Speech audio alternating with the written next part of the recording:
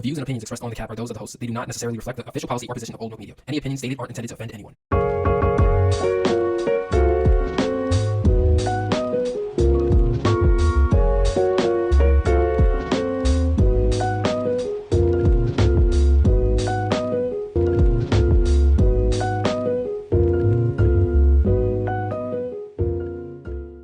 All right, welcome back to the Cap Podcast. This is episode 416. I am Nate Sperlin. That's Taylor McLeod over there.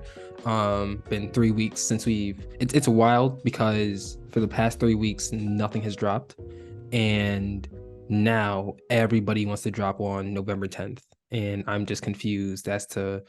I want to know what the special occasion is that we have Meek Mill and Rick Ross, we have Pink Panthers, we have NBA YoungBoy, we have Lola Brooke. I think I'm forgetting a name, but it seems like Larry June put out an album. Larry June, like it seems like everybody wanted to drop on that specific day, and obviously we can't cover 5 albums in one weekend unless we do like a 24-hour stream, Kai Cenat style. So that being said, I just want to know what the occasion is. But that being said, additionally, Taylor, first, how are you doing today? You look angelic with that sun on you. I was telling you before, this light from 11 a.m. to 1 p.m. every day, this light ruins my life. So I'm recording right now at noon California time, so it's right in the middle of it, and it shines on me, which is great, but then I can't see the computer screen. And after moving to this new apartment, however, whatever the lighting and the timing of the sun setting was, or the sun just being, wherever it is, it was fine all summer. I moved here in July, and then now that we're kind of approaching winter, it's out to get me. Well, I think you look great. I'm sure the viewers think you look great. And I think that's something that you might have to work out with the sun gods, which just by historical context, they don't seem to be very prone to compromise. No, that's fine. They can do, they got it. It's fine. All right. Let's get right into this. This is episode 416 of the Cap Podcast. Welcome back. This is your weekly tour through hip hop. Thank you for watching on YouTube, listening on Spotify, Apple Podcasts, Amazon Music, and more. Do us a favor, hit the like button and subscribe to the channel. Follow us on Instagram, TikTok, and YouTube at OldMilk Media. Check out all the OldMilk content on oldmilk.co. That being said, Taylor, let's get right into it. As I just said, let's talk about our power rankings. What have we been listening to over the past 3 weeks? You can go first. So I'll go 3, 2, 1. Even though we haven't really been ranking these like we used to when we would do it on social media. Mm-hmm. But I got Madlib Shades of Blue, so instrumental album. I got Alchemist Flying High Part 2, which came out last weekend. That was a little 4-song EP. And then at number 1, and it's really just off the strength of Virginia Beach, is For All the Dogs. Okay. I listen to that song pretty much every day. I think that's become my favorite off that album. I'm pretty sure I had it in my top 3 when we did the review of that, but you did. Virginia Beach that's a great way to start a walk, to start a drive, to start the day, to end the day. Wake in Virginia Beach and sleep, Virginia Beach and eat, Virginia Beach and watch TV. Our text feeling like a fencing match. Number 3 for me is Lupe Fiasco's Food and Liquor. Just seems like a very relevant album at a very relevant time right now. Number 2, I have Nostalgia by Rod Wave, and number 1, I have For All the Dogs by Drake. I mean, come on, like, what's on top of the house? Roof. What's in the top of your mouth? Roof. What do a dog say? Roof. What's babe name? Roof. Like all the things that he's saying are true. Like, how can you argue with that? Also, Money for Fun. Sources are saying, hey, they say a lot of things. My sources are saying Money for Fun. My sources are also saying some random Drake lyric that I can't remember right now. That Rich Baby Daddy is amazing. That's also what the sources are saying. My source, you want to know what my sources are saying? What are they saying? I don't be giving no fucks. Hey, that's a good source. Who sources? Who is that? I don't want to like pry into your journalistic integrity. I just want to know. I would never burn a source, but his name starts with W and ends with J. Okay. There's only one letter in the middle. All right. Moving on, we're going to get to verses, and here, since we're talking about Meek Mill and Rick Ross, I think it's fair for us to compare their careers thus far. So between Meek Mill and Rick Ross, Taylor, who do you think had a better career so far? This is an interesting question because I feel like for the last 5 years, especially, but I don't want to say last 10 years because that would be disingenuous. But for the last 5 years, I kind of view them on a similar arc. And honestly, the beginnings of their careers were similar too, where, they hit the scene and they were different. They provided a level of uniqueness that we don't really get nowadays so much anymore. We get it in certain ways, but it's not the same as when you and I were a little young when Ross really came on the scene, Mm-hmm. like, mid to late 2000s. But I was definitely like there when Meek Mill showed up, like, Dream Chasers 1, Dream Chasers 2. So off of pure bias, I'll say Meek Mill just because those mixtapes, that run he had from like 2010 to I'd say like 2015 was so big for me as a fan because like that's when I was, growing up, really starting to get into this music. And so I was a little young for when Ross was really dominating. So for me, it's Meek, but obviously there's, certain obvious factors that could go the other way.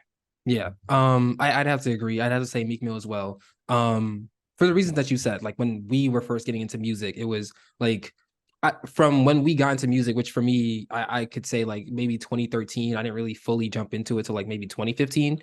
But from 2012, let's say 2013 to now, I don't think there's a valid argument for Rick Ross being a top 5 rapper in the world at that during that point in time. I can make several valid arguments for Meek Mill being a top 5 rapper in the world at that time. So just off of that alone, it has to be Meek Mill. I also think that on the other side, but it's not to discredit Rick Ross. I think that he, first of all, I don't know if we get Meek Mill at that level without Rick Ross in the first place. No, certainly not. Additionally, his dominance in the 2000s, I'm not sure where he ranks. I would probably have to ask someone older than me where they would rank him in the 2000s, but I'm sure that he's pretty up there too. The consistency throughout as well, just understanding that um Rick Ross is kind of like Phineas and Ferb to me from the standpoint of you understand, like you know exactly what's going to happen every single episode, but for some reason you still keep coming back and it's still as entertaining as the first time you saw it or the first time you heard it. So Yeah. that being said, like Rick Ross, his legacy is cemented. We'll get further into that when we start talking about the review and stuff like that. But not to discredit Rick Ross, but I think overall, in terms of the peak, I think it has to be Meek Mill. Yeah. But on the other side of this commercial break, we will be talking about Too Good to Be True by Rick Ross and Meek Mill. Stay tuned. Yo, this Young Lil album is the best of all time. I can't wait to talk to Taylor about it, man. This is gonna be the greatest thing ever. Yo, Yo, what's good, Taylor? How you doing? I hate this album. Do you have to clean your ears first? My What's wrong with you? girlfriend said everything I play in the car scares her. She said I lost all my taste, Clearly. and I need your help. Well, what am I supposed to do about it? You want me to order you Q-tips? No, I need hoodies. I need a beanie. I need t-shirts. I need you to help. All right, I'll see what I can do. I can send you this beanie, but everything else we're gonna have to see. Introducing the 2023 Old Milk Collection. This collection, comprised of hoodies, t-shirts, beanies, and stickers designed by Nate Sperlin, is guaranteed to show everyone your superior style and taste. Man, I hope Taylor doesn't scare the viewers with that bummy outfit. Oh, Yo. no bummy outfit today. Look at that. No, I'm much better. The album sounded better. Everything is better. All thanks to Old Milk. Rush over to oldmilk.co to shop the 2023 Old Milk Collection today. All right, welcome back to the Cat Podcast. Once again, this is episode 416, and on this episode, we will be talking about Too Good to Be True by Meek Mill and Rick Ross. 17 tracks, 1 hour long, featuring Cool and Dre, Beam, Voorhees featured twice, Fabulous, Tiana Taylor, DJ Khaled, Wale, The Dream, Jeremiah, French Montana, Future, the great Shaquille O'Neal, and the great Damian Lillard, or in this case, Dame Dollar. Join the Too Good to Be True conversation in the comments below. That being said, Taylor, what did you think about Too Good to Be True? It's just a decade too late. Like that's my biggest thing is it's 10 years too late. If we had gotten this to keep our conversation we just had going, right? Mhm. If we had gotten it at the peak of Maybach music, especially Meek Mill's peak, and we got these two putting an album together, that would have been 2 years after Watch the Throne, 2 years before Drake and Future, and like that would have been the time. So to me, I was excited when I heard the announcement, but like the excitement pales in comparison to what I would have felt if in 2013 they had announced that just those two. And that's no offense to Wale or Stolly or anyone else on MMG, but if it had been like, all right, Ross and Meek are coming with a collaboration album in 2013, in 2023, definitely not as interested. And there's certain songs on here where you get a little of the feeling of what it would have been back then, especially when both were. I I don't know if hungry. Meek was definitely hungry at that point, and you could tell like he was rapping for his life in a way. And Ross was already doing the luxury raps, but that would have been such a perfect thing. Now we're in an era where both of them are kind of doing the luxury rap thing, but at this point pretty much everybody's doing the luxury rap thing. Like even the most aggressive of rappers, even the most like, they're doing the luxury rap thing. And I think there's always been an argument for not maybe not an argument. People have always argued that like certain music sounds the same, or certain artists are always, talking about the same stuff. But I don't know if that's ever been as obvious as it is right now. Like the content matter of this album is the same as the content matter of the Drake album. You know what I mean? It's like, and so it's getting like even more where everyone is in one lane. And it used to be like, oh, if I want the luxury raps, I'm going to go listen to, Rick Ross or Jay-Z. If I want the, super hungry, like I'm going to go listen to Meek. And then you had all these people. So I think that's my biggest thing here is I was a little underwhelmed because first of all, it's just a decade after I wanted to hear this. And then while the songs don't sound the same sonically, a lot of it is like, it's just really, really on par with what's happening right now when these two are good enough where they don't have to do that. And we could have heard something different. So like they're professionals. They know how to make it. They know how to make a good album. They know how to make an album sound good and be listenable, which this is. But for me personally, and here, I'll give you a little anecdote. From the middle of 8th grade, which is middle of 2011, until the middle of 10th grade, which is the middle of 2013, I didn't listen to anything except Meek Mill. Like, when I say anything, I mean nothing other than Meek Mill. Like, you must have been torn when Back to Back came out. Dream Chaser, yes. Dream Chasers 1, Dream Chasers 2, Dreams and Nightmares were like the three projects I listened to every single day, no matter what. Like that's what I was playing every single day. I mean, I had passwords to like laptops that were like Maybach Music, like old tweets that I've looked through that were like doing the like Maybach Music tag, but on Twitter, like Maybach Music. You know what I mean? Like doing that. So I was really like, they were my favorite rappers. That was my favorite label. And so like the excitement that I would have had just doesn't exist. And I don't know. I think the lateness is more, but it's just. This is an album that anybody else could have made, unfortunately. That's how I feel. Yeah. Before I get into the review, I do want to say that I'm happy to see that like whatever rumored beef was going on between those two seems to be resolved. Nice to see that. I do agree with you. I do think that this album sounds like something from 2012. Even like, and I'll get down into it further, but like some of the tracks, I feel like specifically the ones that are more tailored to Meek Mill would have been like the hits in like 2012, 2013. Yes. But like now it's like I don't really know. It's not really as as modernized as I would have liked it to be. But that being said, I think I was going into this with extreme focus on Meek Mill because I think that he's in a very interesting place, and based off of this album and maybe the next solo album that he drops, that's going to determine the rest of his career. First of all, his last album, Expensive Pain, trash, garbage. He needs to redeem himself from that. I appreciate him taking the risk in trying to use the auto-tune. I appreciate him trying to try something different, but Meek Mill, you know why we fuck with you. You know why we want to hear you. And that's because we want to hear the hunger in your voice when you're rapping. We don't care about that auto-tune shit from you. We don't want any of you. We don't want you singing. We don't want none of that shit. Like, keep that over there. We don't want that. We want you to rap. And he did not do that on Expensive Pain. So that being said, from that standpoint, I think that he needed to remind, specifically like me as a fan, he needed to remind me why I fucked with him in the first place. So, and I think that he kind of does that here. I also think another reason why this album and the next one is also very important is because of the fact that he's now an independent artist. So he's off of Atlantic. He doesn't get that push anymore. So because of that, how is he going to galvanize his core fan base and make it so that the next few years, when he is making music and putting out music, he's still relevant in terms of the whole entirety of the genre?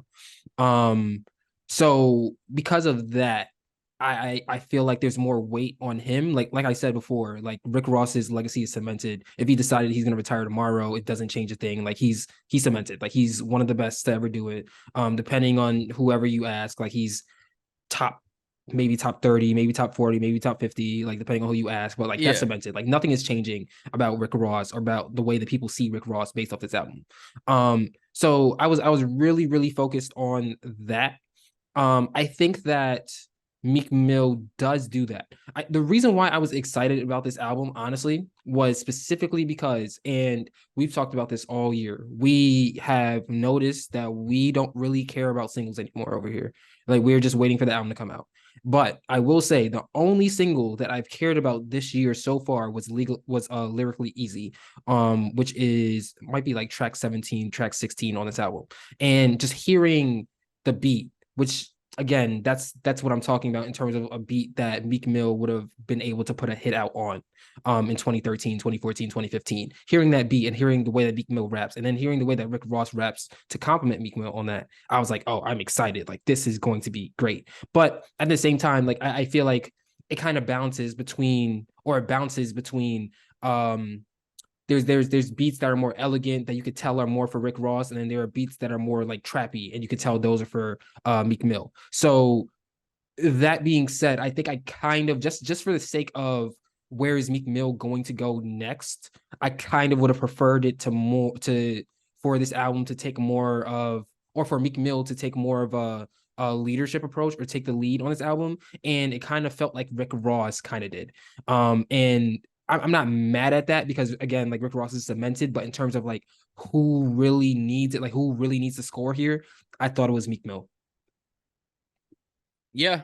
It's we're seeing a lot of the rappers that you and I grew up with having a hard time deciding how they're going to age. Mhm. Like having a hard time deciding, and everyone, everyone always says it. They're like, well, do you want Meek Mill to make a 444? It's like, no. Like, I don't want no. But Meek Mill has, even in his most aggressive times, has given us very introspective music. Like all the Tony Story series on the Dream Chasers mixtape, like that's super aggressive, super like, that's like super violent, but at the same time it's such like laid back storytelling from Meek Mill. And so we're having a little period right now where like I think it's just becoming very much that one lane that everyone gets in, and it's like this is what you do. And if you don't do that, you're not gonna chart like that. You're gonna be off to the side doing your own thing, which is how it's, I guess how it's always been. There's a mainstream, and then there's the underground, if you want to call it that, or whatever you want to call it. But we just don't, from two rappers who have held such high status at different times in the game, there isn't like a moment on this album that feels like we have a guy who is like in Ross, who's like a 2-decade veteran of this, and then Meek Mill, who he's been rapping forever too. Like the video of him freestyling in the streets, like that's from like 2007, 2008, maybe Mhm. before that. And so you have these guys, but it's similar to the conversation surrounding the Drake album, is that we're not getting,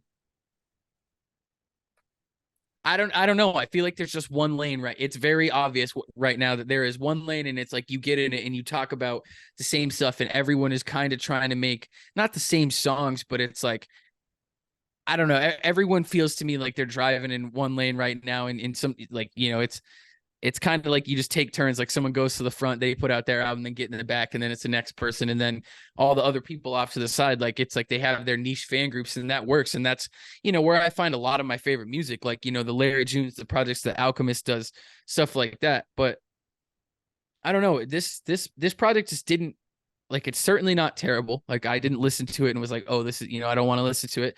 There's certain moments that, like, Ross is. does just about the same thing on every song, right? Like Yeah, we know what to expect from him, and it doesn't change. And I he's think Phineas that's and Ferb, man. yeah. And then we get certain pockets where you feel that. And I don't ever expect Meek Mill to go rap like it's 2011 again, because it's not. Like he's in a much different spot. He's not his early 20s anymore. Like, and I get it, but one of my least favorite things that he does, he goes into that like super like nonchalant, like you said, it's like that auto tune, like where he's kind of just like skating on top of it, but not skating in like the good way. It's like literally just like he's kind of like, it's not whispering, but you know what I mean. I don't know if I'm describing it well enough, but it's this thing he does where his presence just isn't there, and it's like he's trying to emulate something. I don't know exactly what it is, but I don't know. I think there's such an opportunity, and it'll still keep going, especially now that like we know for sure that there isn't any bad blood there. But I don't know. I think it's just underwhelming, and I keep bringing up the Drake thing because Meek and Drake are close to the same age, and obviously they've had their problems. But we're seeing more and more artists having a hard time like deciding what to do as they get into their late 30s. Like an artist you and I talk about a lot off camera is like Kid Cudi, and it like it's we're in a strange place right now where it seems like people are hitting their late 30s and trying to like get back to their early 20s, and it's like a I'll strange. even throw Lil Uzi into that as well. I think that the pink tape Yep. is the full result of him trying to recapture his youth instead of Yeah. trying to grow. No, and like I mean Kanye, there's certain songs off Donda and Donda 2 that sound like it's moving backwards a little bit. Like, and then you have guys who have always been in that, like Future, right? He doesn't. Mhm. Future's always been, that's what he does, right? So it's like I don't expect a crazy switch up from Future because he's been.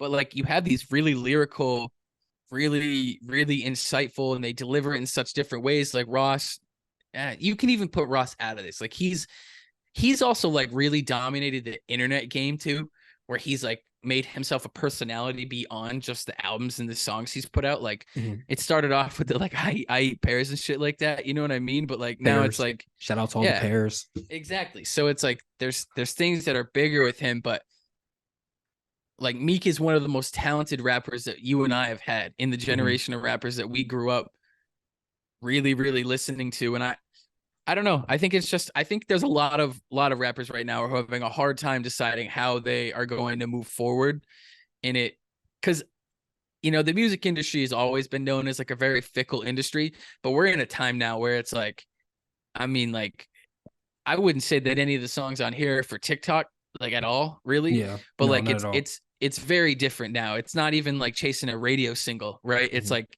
you're trying to chase something that doesn't even you can't really put your finger on it. Like it's this weird formula that who really knows what it is. But I don't know. I think that it's a combination of things that is kind of making some of our favorites that we had growing up just like you and I are at a point in life where it's like you kind of have this like decision. It's like, all right, am I going to stay early 20s or am I going to like age through my 20s and keep getting older, right? And we're watching a bunch of artists, and it's not just rappers, and it's not just musicians get to this point in their late 30s or their early 40s where they're like trying to act like, I don't know, like the kids me and you saw like at college, you know what I Mhm. mean? It's a very like strange thing that's going on right now. And I believe in like Meek Mill. Like I think that at some point we'll get another album from Meek that's just like him rapping, and it'll be good. But for this one, it's just I thought there was an opportunity here for Meek and Ross to do like a real like mafioso like thing, and it just feels like they're trying to do a lot of what everyone else is doing right now. Yeah. I think that especially for Meek Mill, because I think that before Expensive Pain, like Championships and Wins and Losses, those are probably his most mature albums. Yeah. Um, maybe it was the struggle of him trying to get off parole that a parole that he shouldn't have been on in the first place, and having to deal with the criminal justice system in the way that he was forced to. Um, but I still think that I feel like out of everyone we named, Rick Ross, Drake, Lil Uzi, Meek Mill is the one that out of the four artists that I just named is the one that I expect to be able to um grow in his music the most. Um, for what it is, I think it's great that he stays off Twitter, because on Twitter he has some really really stupid moments. But for the most part, you can see him, or you saw him trying to educate himself, and you saw him try to learn about the world around him, and trying to bring that into his music. And I do agree that the subject matter here is kind of lacking, especially since that now we hear like the information that young artists have now about like labels and stuff like that was not that was just wasn't accessible when Meek Mill was coming up. So maybe Meek Mill, being as someone who is now independent because he's, for whatever reason, the labels aren't fucking with him or whatever, him doing that. um Talk about that. Give some game to Yeah. the younger artists, and yo, they had me in this deal, and this deal was fucked up. Let me tell you why this deal was fucked up. Don't sign this shit. Something like Yeah. that. I feel like listening to you speak, to put it in basketball terms, I feel like we're in a rebuilding period for hip hop. Yeah. And if we're talking about basketball, what we need is first of all, we need a vision.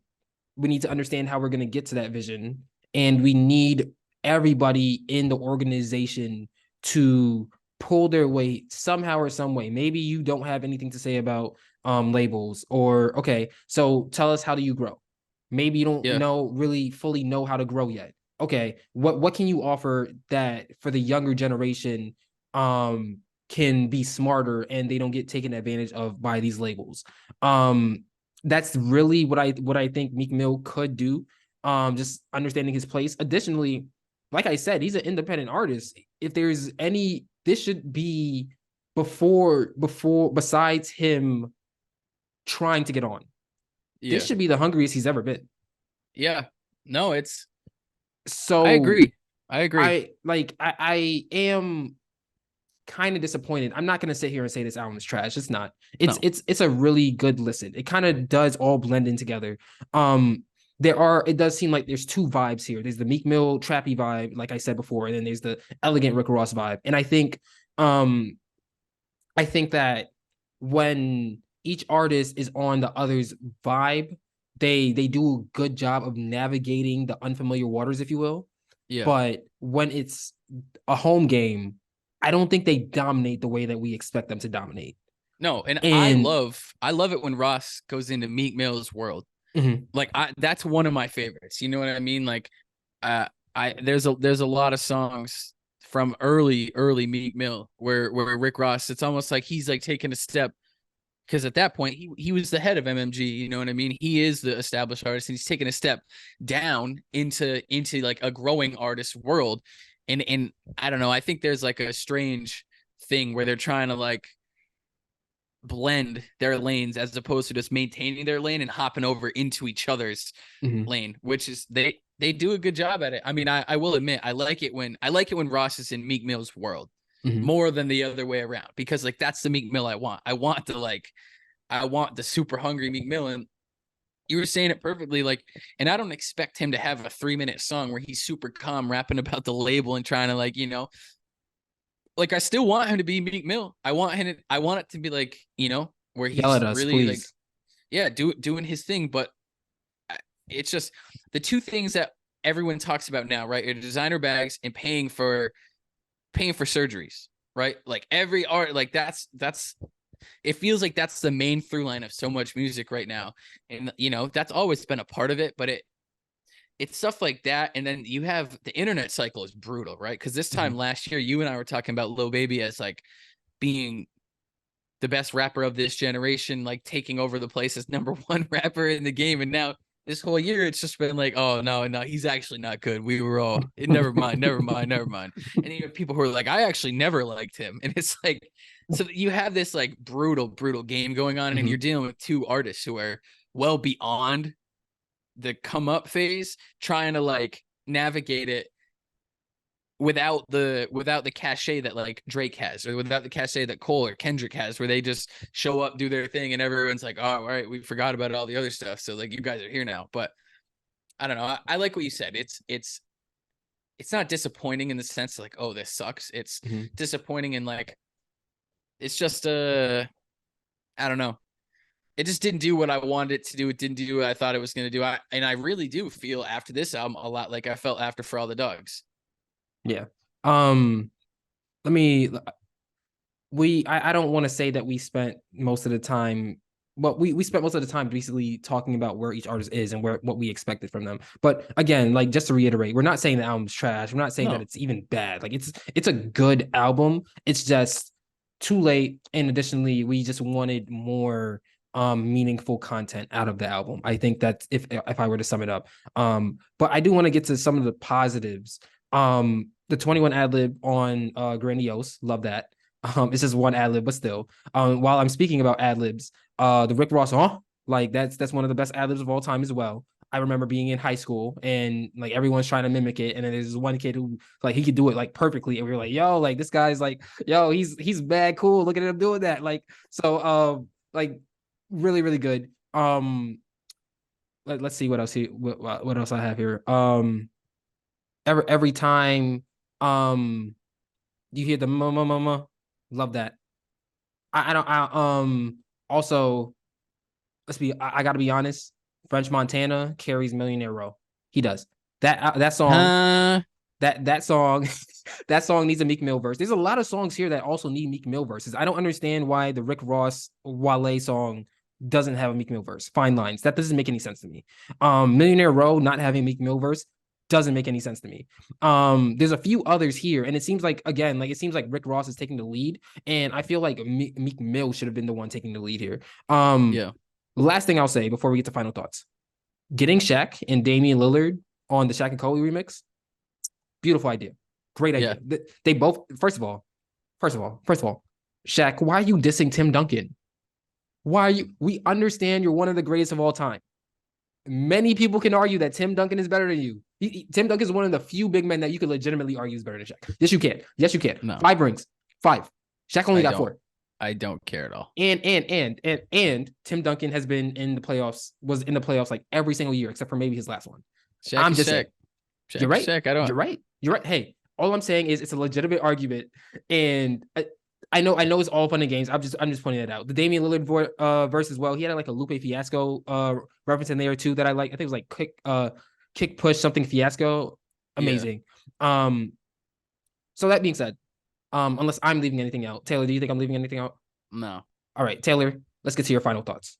So final thoughts is I think we had a good conversation about this. This album made me think more about these two artists' place in rap right now and about the state of hip hop music in general. It makes me think more about that. It's more of like I don't know, esoteric might not be the right word, but it definitely gives me like a wider view of things.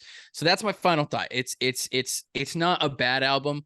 It wasn't what I wanted. It's not what I was expecting, but it's not a bad album. And that's my final thought. It's kind of like a messy final thought. My favorite tracks are Fine Lines with Ross, Meek Mill, Wale. Iconic is my favorite song off this. And then Millionaire Row. French Montana sounds like young French Montana. He does. And that's amazing to me. Playback value for me, I'm probably not coming back to this. I might put Iconic somewhere, like, because I do like that song a lot, and that makes me feel something.